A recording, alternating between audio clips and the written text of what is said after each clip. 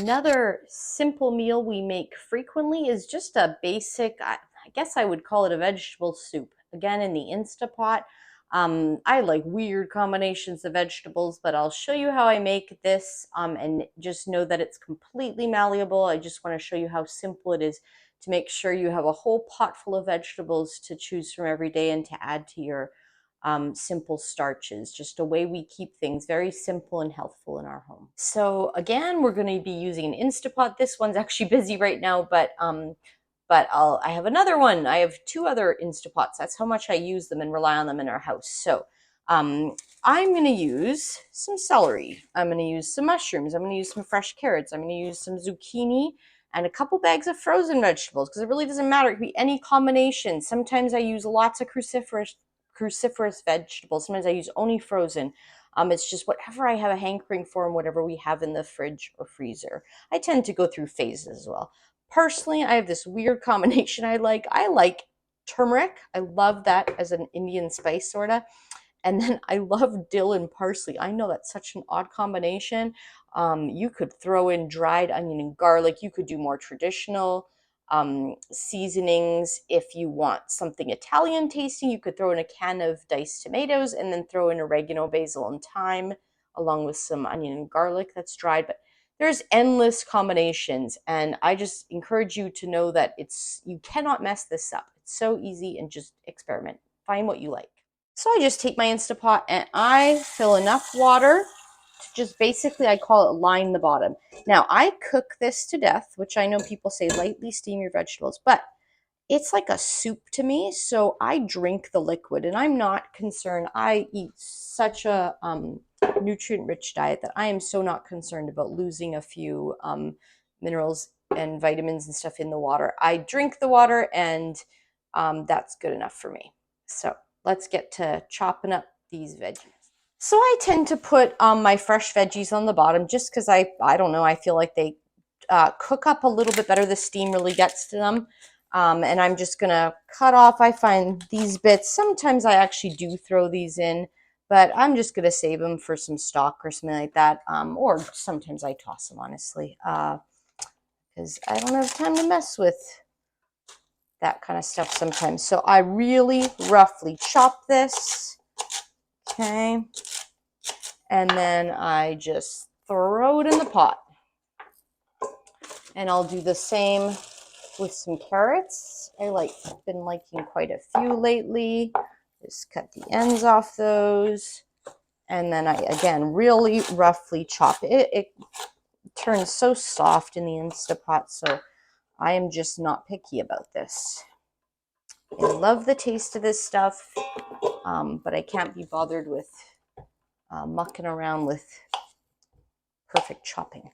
So I cut off the ends of these zucchinis. I just tend to slice it lengthwise and then, again, roughly chop. In the past, sometimes I've blended a soup like this with an immersion blender once it cooked, but lately I just like eating it plain. And one tip I have is that I actually love to use romaine lettuce leaves as sort of a spoon. I'll scoop the warm veggies into the kind of the vein of a lettuce leaf, and then I take bites that way. And it's especially nice when the soup is really hot, and it kind of helps cool it off. I know it's weird, but that's a lazy way I get raw salad greens in without having to make a salad. So I'll eat about a head of lettuce sometimes with these steamed veggies, and it's just, you get your raw and your cooked all at once, and it's just, again, a nice, really, really simple way of getting all those good foods into your body and make it work. I just, again, roughly chop these mushrooms up, and this will be several pounds worth of vegetables, and I'll just put it in the fridge once it cools. I put both bags of green beans in today. I'll put it in the fridge when it cools, and then I'll just scoop from it, and that I'll eat that with pretty much every meal. I even like them for breakfast. We've been eating this way since 2009, so for 14 years. And personally, my kids do eat some, salt and sugar a little bit in condiments and things like that here and there, but generally we're actually completely salt, oil, sugar free. And so our taste buds are just, they really enjoy and love these very wholesome foods. You will find, if you're new to this lifestyle, that your taste buds really do adapt. It's called neuroadaptation, and you get used to these wonderful tastes. And now I actually think these foods have just so much flavor. So many different combinations God's given us to enjoy, and I love it. I put a lot of turmeric and dill on top. I really like it. But you could completely do this to taste. There's no way to go wrong. And some of that.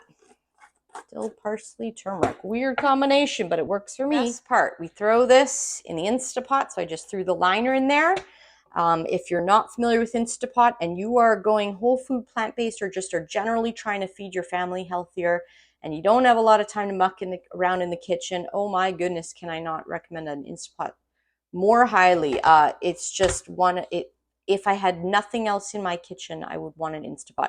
In fact, we did redo our kitchen several years ago, and that's all I had to use was the Instapot in the microwave, and I did just fine. 6 weeks we had without a kitchen. So we want to make sure the lid is turned all the way to the right.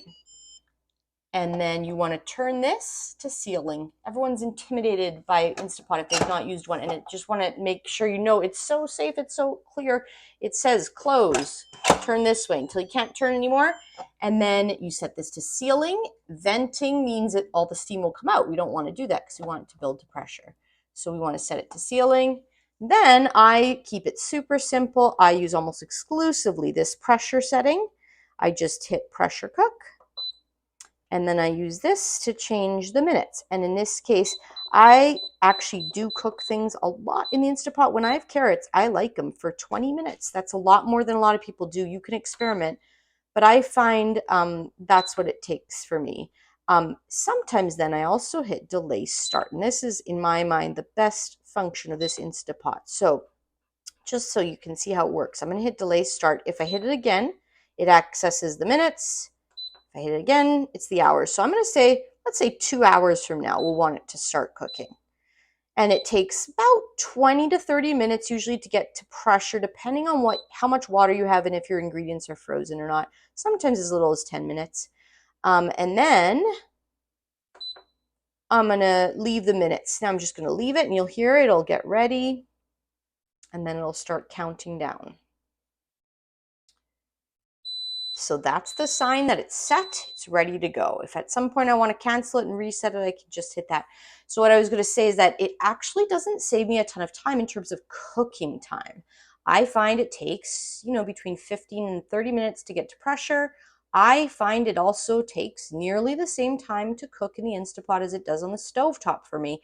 Other people really find differently, it seems, but I don't know. I guess we like our stuff soft and well done. So, then I usually let it naturally release pressure, which takes another between 20 and 30, 35 minutes, depending on how much water. So it still takes a while to cook, but the beauty is I am now done with this. I don't need to watch it come to a boil. I don't need to turn the temperature down on the stove. I don't need to worry about it boiling over.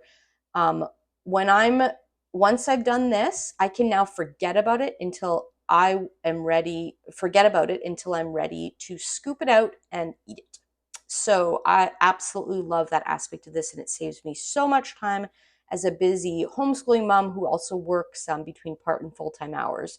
So it's just a lot to manage, and I find the Instapot is one of my absolute most necessary devices to keeping our family well-fed and healthy.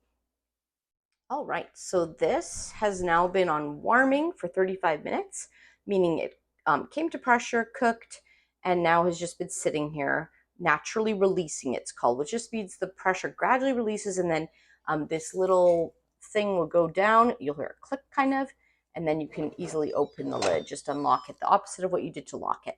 I don't know what the L means, but anyway, that's what it does. So I do have what we call our big troughs here that I sometimes scoop it into this, and then I'll even sometimes put some dulse flakes over it and then cover it. And if I don't want it just then, I'll put it in the fridge once it's cooled. But often I'll just kind of leave it in here to warm for a while, and I'll just eat from it throughout the day. So I'll just show you what it looks like. This is it cooked. And then I'll just give it a bit of a stir here. And you can see it's just really cooked down. It's really soft. And this is just, it doesn't look like much to everyone else, but this is just a delicious combination. It smells great because of the turmeric to me, because I like Indian spices. But if you hate that sort of thing, then stick with Italian spices or just simple garlic and onion, whatever gets your taste buds going. But herbs and spices are key, I think, to making really tasty food without sugar and salt. So I will grab a bowl of that, and that will be delicious. If you also enjoy keeping it simple, please like and subscribe, and feel free to leave a comment below sharing some of your tips and tricks to keeping it simple.